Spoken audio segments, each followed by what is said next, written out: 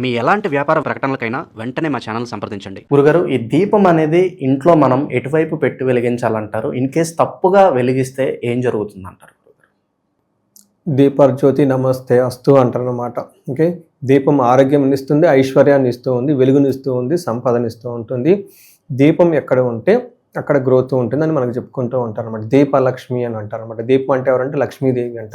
ఈ దీపం ఎక్కడ పెట్టాలి? జనరల్గా కుబేర స్థానంలో పెట్టుకోవాలి. అంటే మనకి ఇంటర్నెట్ సెట్ పక్కన ఉంటుంది, జనరల్గా తూర్పు దిక్కు ఉంటుంది, లేదా మనకి ఉత్తరపు దిక్కు ఉంటుంది అనమాట. ఆ దిక్కులో కనుక దీపం పెట్టుకుంటే బాగా కలిసి వస్తుంది. అలానే వెండి దీపాలు పెట్టినా, వెండి దీపంలో ఆవు నెయ్యితో కనుక దీపం వెలిగిస్తే ఇంకా బాగా కలిసి వస్తుంది.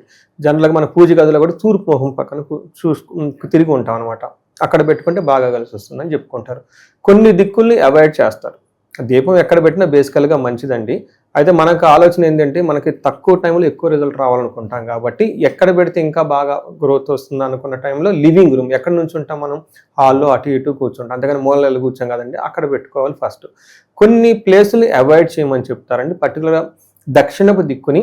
ఎందుకంటే అది ఇక్కడ ధర్మరాజు ఉంటారు కాబట్టి మనకు దీపావళి అప్పుడు కూడా పెడతారు యమదీపం అని, దక్షిణంలో వైపున పెడతారు. అక్కడ పెడితే ఏమవుతుందంటే మనకి ఎక్కువగా నియమబద్ధంగా ఉండాలి, ధర్మబద్ధంగా ఉండాలి. అధర్మబద్ధంగా ఉంటే ప్రాబ్లమ్స్ అవుతూ ఉంటాయి. ఆ టైంలో కనుక అక్కడ అవాయిడ్ చేయమని చెప్తూ ఉంటారు. బెస్ట్ టైం ఏంటంటే అండి, తూర్పు దిక్కు, ఉత్తరపు దిక్కు. ఉత్తరపు దిక్కు వచ్చేటప్పటికి కుబేరుడికి సంబంధించింది, తూర్పు దిక్కు వచ్చేటప్పటికి సూర్యుడికి సంబంధించింది.